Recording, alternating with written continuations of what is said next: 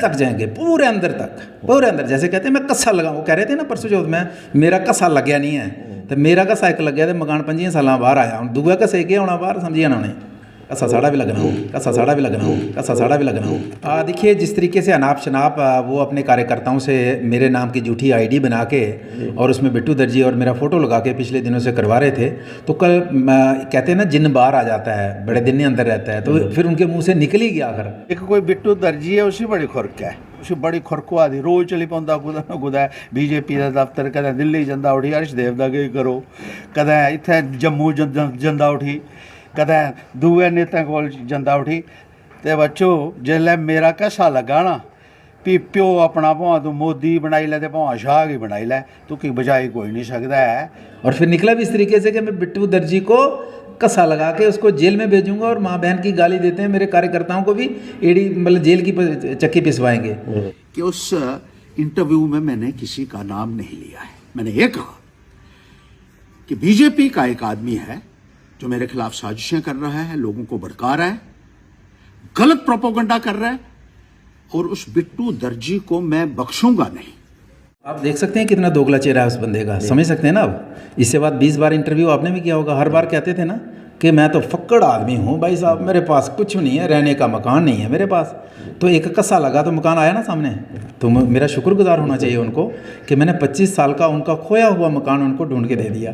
तो इस किस्म के भाई से भगवान बचाए, सभी को बचाए, परमात्मा इस तरीके का भाई किसी को मत दे।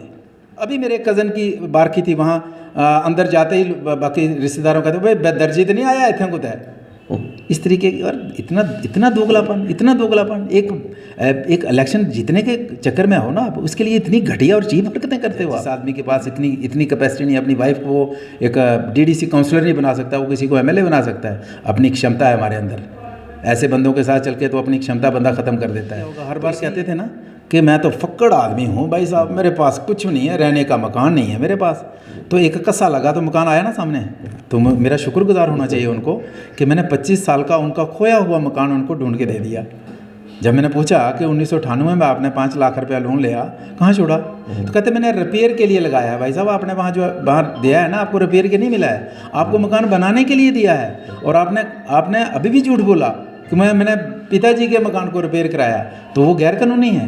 तो आपने इसका मतलब असेंबली के अंदर झूठ बोला है कि आपने पैसा मकान बनाने के लिया और आपने उसको रिपेयर किया है, तो इसका मतलब आप फिर से झूठ बोल रहे हैं। लेकिन हमने उनका खोया हुआ मकान, 25 साल पुराना खोया हुआ मकान उनको ढूंढ दिया। और जो अक्सर पूरे जम्मू कश्मीर के लोगों को ये बताते हैं, फकड़ आदमी हूँ, कुछ नहीं है मेरे पास, रहने के लिए मकान, एक किराए के मकान में रहता हूँ। तो आप उस आदमी को दोगला चेहरा समझ सकते हैं। 50 बार कहा उसने, जब उनके घर में जाओ तो चर्चा ही यही होती है लोगों के बीच में। अभी मेरे कज़न की बार की थी, वहाँ अंदर जाते ही बाकी रिश्तेदारों कहते भाई दर्जी तो नहीं आया इतने को है, इस तरीके की। और इतना दोगलापन, इतना दोगलापन, एक इलेक्शन जीतने के चक्कर में हो ना आप, उसके लिए इतनी घटिया और चीप हरकतें करते हो आप, इतना झूठे बोलते हो और फिर साबित करने की कोशिश करते हो कि दुनिया का सच्चा आदमी मैं ही हूँ, सबसे सच्चा आदमी मैं हूँ। अब आपने मान लिया कि मकान के लिए मैंने लोन लिया है, मकान मेरा है वहाँ। अब आपको साबित करना होगा भाई साहब कि उस मकान का म्यूनसिपैलिटी का नक्शा कहाँ है। आप लोगों के मकान गिराने के लिए डीसी के पास जाते हो, आप लोगों के मकान गिराने के लिए आप लोकल बॉडी डायरेक्टर के पास जाते हो कि इसका मकान गिराओ। अब तो बुलडोजर हर जगह चलेगा जो गैर कानूनी मकान होगा। अब उसका भी अब स्टेप बाई स्टेप आपको जवाब देने होंगे, बड़ी पड़ते हैं। तो इसलिए उनका दोगला चेहरा है। और बोल के वो अपोजिशन, आज की डेट में अपोजिशन कोई नहीं कर रहा है, वो अपोजिशन डेफिनेटली कर रहे हैं, जो बात ठीक है। और उस अपोजिशन की वजह से लोग सोचते हैं यार ये आदमी बड़ा सच्चा होगा, इसलिए इसके ऊपर कार्रवाई नहीं हुई। तो अगर कोई आदमी पीछे पड़ा ही नहीं तो कार्रवाई कैसे होगी। अब वो हमारे पीछे पड़े 3 सालों से, अब हम थोड़े 9-4 महीने हम भी पड़ेंगे पीछे, फिर हम बताएंगे कि कैसे कार्रवाई होती है। आप मेरे भाई के ऊपर एलिगेशन लगाते हो, जो भाई पिछले 30 वर्षों से 40 वर्षों से समरोली के अंदर एक दुकान किराए की लेके बर्तन साफ़ करके अपना मेहनत करके मजदूरी करके अपना रोज़गार चलता है। वहाँ वो एक ज़मीन खरीदते हैं, उस ज़मीन में जिससे खरीदते हैं उस ज़मीन में कुछ मालकी थी, कुछ सरकार थी।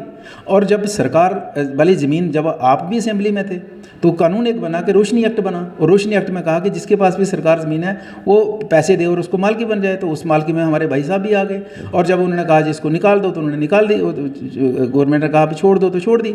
तो आप मेरे भाई कम है तो उनके भी तो भाई हैं, वो रामनगर में ही वोट डालते थे, मुझे तो वोट भी कभी डाला उन्होंने। तो आप उनको इसलिए पीछे पड़े हो कि मेरे भाई हैं। तो आप ये साबित करने की कोशिश कर रहे हो जबकि उसका मेरा कोई लिंक ही नहीं है, और वो सुप्रीम कोर्ट की रूलिंग दिखाते हो। हम भी सुप्रीम कोर्ट की रूलिंग आपको पढ़ाएंगे जिसमें ये कहा कि एक छत में रहने वाले लोग ही परिवार के मेंबर हैं, और मैं और मेरे भाई 5वीं क्लास के बाद मैं उनके साथ कभी एक छत के नीचे रहा हूँ। गाँव के अंदर मैं जब 5वीं में था तो वो 8वीं 9th में आ गए और वो रामनगर पढ़ने चले गए। जब मैं 8वीं पढ़ा तो मैं उधमपुर पढ़ने आ गया। हम तो कभी इकट्ठे रहे ही नहीं, ना उनका बिजनेस में मेरा कोई लेना देना है और ना उनकी मेरी पॉलिटिक्स में। आपने मेरे भाई को कभी मेरी पॉलिटिक्स में मेरी स्टेज पे भाषण देते जलसे जुलूस में देखा कभी? तो आप इसलिए मतलब मेरे भाई का नाम लेके मुझे एक्सपोज करने की कोशिश कर रहे हो। तो फिर आपने भी तो भाई साहब, आपने भी तो 4-8 की ज़मीनें बनाई हैं, वो तो अभी वो एक्सपोज होंगी ना। आप कौन से बजारे थे? आप रठियान के अंदर जोजना तालाब में कब बजारे बन गए आप? आपके गांव के अंदर सैकड़ों कनाल ज़मीन है और आप यहाँ लोगों की ज़मीनें बजारे बन के करते हैं। फिर आप 4-8 का इंतकाल कराते हो, फिर उस ज़मीन को बेच देते हो गैर कानूनी तरीके से। क्या आपके खिलाफ इंक्वायरी नहीं होगी? पुराने अफसरों ने नहीं की होगी? इनको सब मैं बताऊँगा। तो इसलिए आप सांबा के अंदर ज़मीन लाट कराते हो और वहाँ पे आप एफिडेविट देते हो कस्टोडियन प्रॉपर्टी को कि ये प्रॉपर्टी, मैं एफिडेविट देते हो कि मेरे पास कोई ज़मीन नहीं है। एक थोड़ी है, सैकड़ों मसले हैं, दर्जनों मसले हैं, हम सारे बताएंगे। आज तक कोई आपको किसी ने आंखें दिखाई नहीं ना आपको, किसी के दांत, आपको अभी दांत पूरे दिखाए नहीं, किसी ने आंखें दिखाई नहीं है। अब हम दिखाएंगे। मैं 3 साल से मैं चुप करके बैठा हूँ। लोग ये सोचते हैं यार ये चुप करके इसका मतलब ये इसके अंदर कोई कमी होगी, ये कोई चोर होगा। हम इज्जत कर रहे हैं कि यार एक परिवार है, एक भाई है, इकट्ठे रहे हैं, तो क्या एक्सपोज करना है किसी को, क्या किसी के खिलाफ बात करनी है। लेकिन उन्होंने सोचा यार मैं जिसको मर्जी दबा लूँगा। आप सोचते हो कि मैं DC को दबा लूँगा, मैं कमिश्नर को दबा लूँगा, डायरेक्टर को दबा लूँगा। आप अपने दिमाग से ये बात निकाल लीजिए कि बलवंत सिंह को दबाएंगे। बलवंत सिंह आपको पूरे तरीके से पढ़ते हैं। अगर आपको मैंने 25 साल पुराना मकान ढूंढ दिया ना, मैं आपकी सारी वो प्रॉपर्टी जो आपको भूल गई हैं, जो आपसे मिसिंग हो गई हैं, कोई अपने नाम करवा गया है, वो सारी प्रॉपर्टी एक एक करके मैं आपके तक पहुंचाऊंगा। ये आपके छोटे भाई का आपके साथ वादा है।